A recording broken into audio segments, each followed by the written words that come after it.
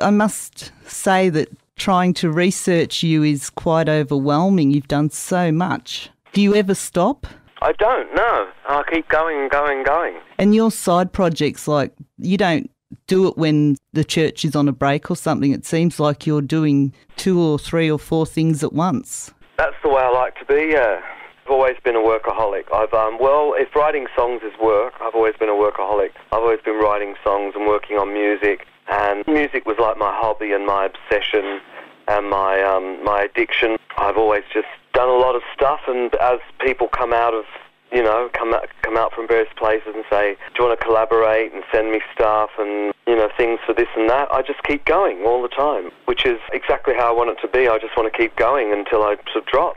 You have explored virtually every ounce of your creativity as well, like painting, poetry. You even posted a new poem this morning. Do you write every day? If it's not lyrics, then it's poems? I do. In an ideal world, I would sort of work on a painting, work on a song and write some poetry and maybe an article every day. That's what I'd sort of like to do.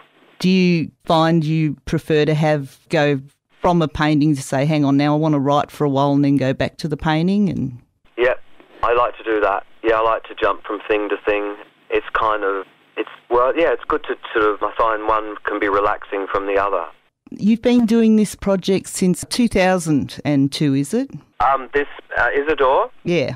Is that when did we release our first record? 2002, wasn't it? I think the first record one came out. I'm not sure. How did you know Jeffrey Kane?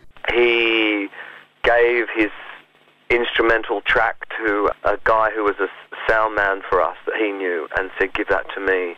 And then when I got it, it was written on there that he wanted me to sing on it. He thought he'd kind of written it for me to sing on it, and if I didn't sing on it, no one would ever sing on it. So it was a bit of hyperbole that got me interested, and when I heard it, I thought, yeah, he really has written it for me, and I did want to sing on it, so it kind of worked out well. Well, you're a very spiritual person. Does the different projects, do they speak to different sides of your spirituality? Yeah, I reckon they do. Yeah, the music.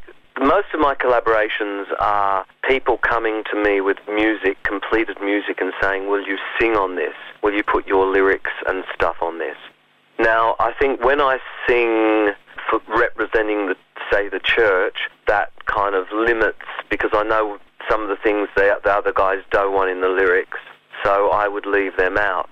But when I sing one of these other projects where it's just me being asked to provide lyrics, I think it might free me up to be more any way I like. And then the different music from the different collaborators brings out different, as you say, different sides of your brain and of your spirituality and of your physicality. So of the beats and the kind of the chord progressions, it all sort of appeals to different sides of you, and that's sort of you let that side come out and write the lyrics for that. And so you've always been spiritual, calling your band The Church? I think there's a spiritual component of life. I think human beings are spiritual, physical and mental, and I think all those three things have to be in balance. You can't neglect one thing.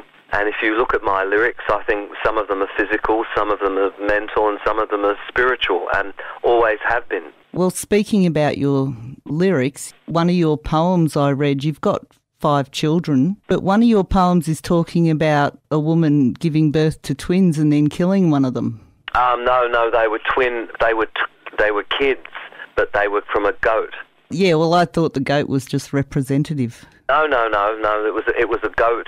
It was sort of a poem set in ancient Greek times, and I imagined that the woman had a goat, and then they had 2 children, which the woman and I became fond of, and then one day, out of necessity, she killed one of them. Oh. But obviously playing with the word kids.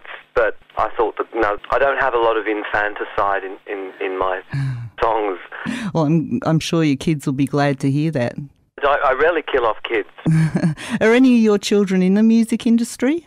Actually, 2 of my eldest 2 children who reside in Sweden have just done their first single, and it's quite a killer track, I must say. And I'm pretty impressed with that. So I guess I would say by the quality of this, they're looking at having a career in the music industry. And the others coming up behind, they're all quite young, but they're definitely interested in music. So the 2 in Sweden, you lived in Sweden for a while. Is their mother Swedish? All right. And where else have you lived other than Sweden and Australia? Well, I've done stints in America, in different parts of America, and England. That's about it, really. Something always draws you back home, which actually you weren't even born here, were you? No, yeah, I think Australia is the best place for me to be, definitely. I like it here a lot. And as time goes on, I realise how lucky we are to be here. I very much enjoy Australia, and I'm always reluctant to leave it. And like I said, you've explored all your creativity. You've done painting, poetry, and even a bit of acting. You've been in a play and that. Have you actually done TV acting or movies or anything?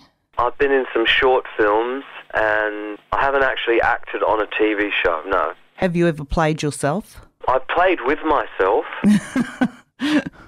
but haven't played myself yet. But having said that my latest two things, one of them was playing a washed-up rocker who lives in a caravan park. It was definitely an aspect of myself, and the other part I played recently was another washed-up rocker, but this guy was a more reticent, frightened kind of guy, and he hadn't been on stage for 30 years. And the short movie takes place on his big day, the big day he is going to make his comeback. And so that's another aspect of myself as well. So I reckon whatever part I would play I think they would probably want me to play that part to bring in a kind of an aspect that I always have lurking under the surface. So it's easy for me to play a has-been. Very easy. Well, it's a sliding doors. You could have been that person, but you're not. Well, I've sort of have experienced times where I felt like I was. So right. At the moment, I don't feel like I am, but it's sort of it's like it goes up and down. In another 5 years, sort of maybe it won't be so good. I don't know. Does Steve Kilbey get insecure? Not as much as I used to. In the early days, every new thing that came along made me feel insecure, and I felt like, people won't want to hear me anymore now that blah blah blah's come along. But the nature of the rock business was to make you feel like that. But sort of after 32 years, you sort of you can see it in a more broad perspective, and you can see that you've got to go up and down with the tide of fashion and kind of what people are wanting from music. And you go down and you might come back up again. But at the time when you first go down, after you've gone up, and then suddenly it all drops away, and you're sort of looking at your first serious trough, that can be really a terrible thing.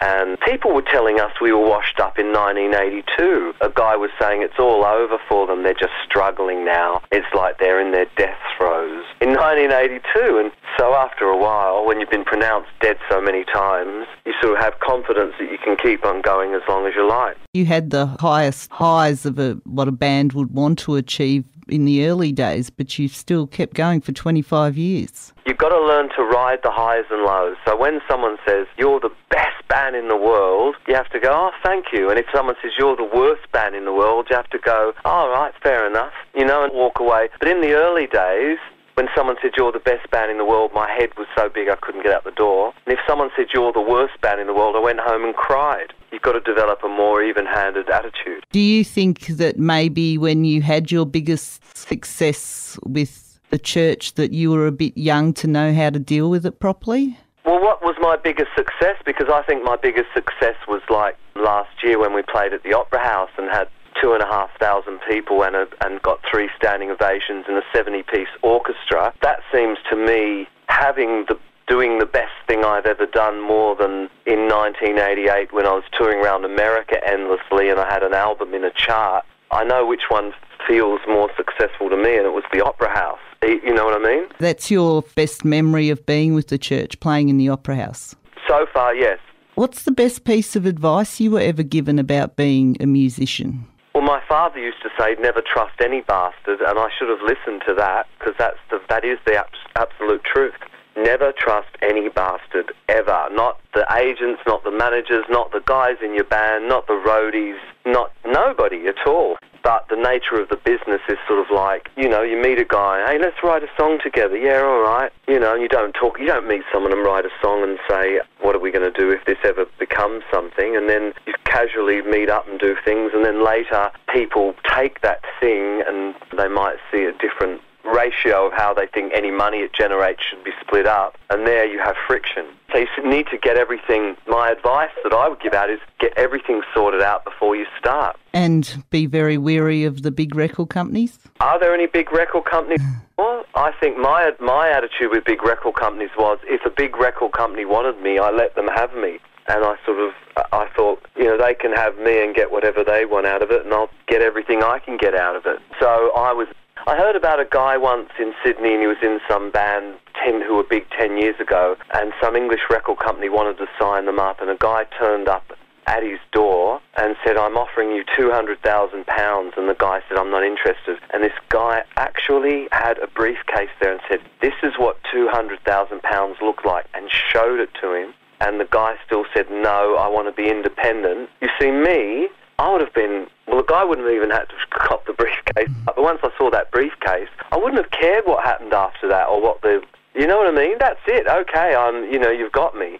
So that was always my attitude. If someone offered me a large amount of money, it was like, take it now and regret it later. Definitely always if a big record company's interested in you, go with it. Don't be independent. So you don't trust people so much, but you do trust the universe to take you where you've got to go? Yeah, maybe you could say that. If you're good, if you have talent and you're good, you always hear these people go, oh yeah, we could have been a contender, but, we were on this record label, and then the guy who signed us, had a week off, and someone else came in for a week, and our record came out and no one ever listened to it, and that was the end of us. I reckon that if you're good enough, you'll survive those kind of ups and downs. That's just an excuse. I've had lots of ups and downs, and I keep going, and people keep being interested in me, and sort of regardless of those things, I guess, because I still try hard, and what I do with kind of love and care. I'm not just nonchalantly knocking out rubbish. And you're not sitting on some high horse that people can't approach you? No, not that either. I'm very much a man of the people. I'm a voice for people who kind of like things more my way, sort of a little bit more magic and a bit less kind of arithmetic. Those people who, sort of at the end of the day, want to relax with sort of rock music, but they want some kind of intelligent, interesting ideas in there as well. They can enjoy what I do. What is your inspiration, your main inspiration? Is it the people you love, or scenery, or your inner self? I think now my inspiration is like a craftsman who has before him the goal of writing the perfect song, and to always keep trying to have a stab at it, to keep trying to... Of course it can't really be done, but it's a kind of an ideal. So having that ideal before me, I use every ingredient available to me, my own life and people I know's life and people around me's lives, and lives that are long gone and lives that probably are yet to come and may never come. I sort of just, whatever there is, I just chuck it all in the mixture. Well, you don't really want to write the perfect song, because then you'd be quite disappointed afterwards because you wouldn't be able to top it. That's the thing. If you do write the perfect one, no. But you never would think you had. But once you had, then the trick would be to write another one like that wasn't like that. You see, so it goes on and on and on forever. How much does Isidore mean to you? It seems to me that it's a very personal project. They all are, in a way, and in another way they're not. It's whatever I was happening at the time. And now I've sort of moved on, and whatever I'm working on now is kind of my focus. And then, I just do them, and I don't really think about them much. And then I do some interviews about them, and then I have to start kind of thinking about what I think about them. But before that, I don't really know. I just sort of do it, and I put them out there, and I'm not really sure. Do you ever get sick of talking about yourself and having to do the promotional side of it? Sometimes I do, yes. Right now I'm pretty sick of the sound of my own voice. And he is shaking their head like, no, he never gets sick of talking about himself. Do you ever write about having to live up to the expectation of having to sell things after you've done them? Never write about things like that. No? I write about the moon and spirits and waves and love and hate. I don't write about expectations of a salesman. No, I didn't mean the expectations. I meant the feeling of how you feel when these things are expected of you. No, I think that's too... it's sort of reflecting. I think writing. My songs are more vague than that. They're not kind of ways that I work out feelings that I have. They're more like flights of fantasy, like a guy who writes children's fantasy novels. That's what my sort of songs are. They're kind of a bit of fact and a bit of fiction, but they're always based in a sort of something more sort of ambiguous and unearthly. Yes, usually, yeah. If I see a film or I see a painting or read a poem, I want something magical or wonderful or mystical to happen in it. Otherwise, I don't really want to know about it. I don't want to go and see a situation comedy about a wacky family having fun on holiday. I want to still go and see a film about, some man who can talk to an angel that lives in a crystal ball. Because I think I'm surrounded by real life and mundane reality. So when I sort of want to read a poem or look at a picture or something, I want to see something fantastic happening in it, or I don't want to look at it at all. It sounds like you've carried your childlike aspirations are still very strong within you. Yes, they are. They are. I want that's what I want from my thing. I want those things I wanted as a child. So I want to see wonderful, fantastical things, and I don't want to see horror. I don't want to see horror, and I don't want to hear ugly music. I don't want to see ugly paintings. I don't want to hear songs about death and decay and morbid. I want to still hear wonderful, triumphant, good things and beautiful sound and beautiful pictures and beautiful films, kind of uplifting and the triumph of humanity. And I don't want weird and wonderful things that are dark and twisted and awful. I mean, I don't mind if there's that element in it, but I can't abide just sort of nasty kind of things for their own sake. So you'll never see me at a fucking horror movie ever. I hate them. I think your children might be the luckiest children in Australia to have an inspiration like you in their lives. Well, they don't act like it. Oh, they're teenagers. I'm sure that as they grow up, it's going to burn through them. Like I said, researching you is quite overwhelming. You've done so much, but at the same time, it's very inspirational because I didn't know that someone could live so much in their creativity as you do. Yeah, well, that's my job. That's my job, is to knock stuff out. And I'm having arguments with myself all the time and complaining I'm not working hard enough because I want to create more and more. It's kind of addictive. It's a bit like, one day you go down to the shore and you chuck a line in, and lo and behold you get a fish, and you experience all that kind of thrill of pulling in a fish. Well, I'm a bit like that. Every day I get up and I still want to chuck my hook out into the universe and see if I can pull in a song or a painting or a poem or something. I'm kind of like, I want that thrill. I still enjoy that thrill. I've got one on the line. Suddenly when you realise, wow, I'm onto something here, that's a kind of very addictive feeling. I couldn't, even if I was a zillionaire, I would still be working. Believe me, I would. I'd still be painting, and I'd be still flogging myself at the top of my castle. I'd be sitting there going, I haven't written a fucking song for 3 days. Thank you very much for talking to me. I'm sorry that I was having trouble focusing on Isidore, but good luck with it. Thank you very much. And it is a fantastic album. Thank you very much. And I look forward to hearing more from you. I'll speak to you soon. Okay, thanks. Bye.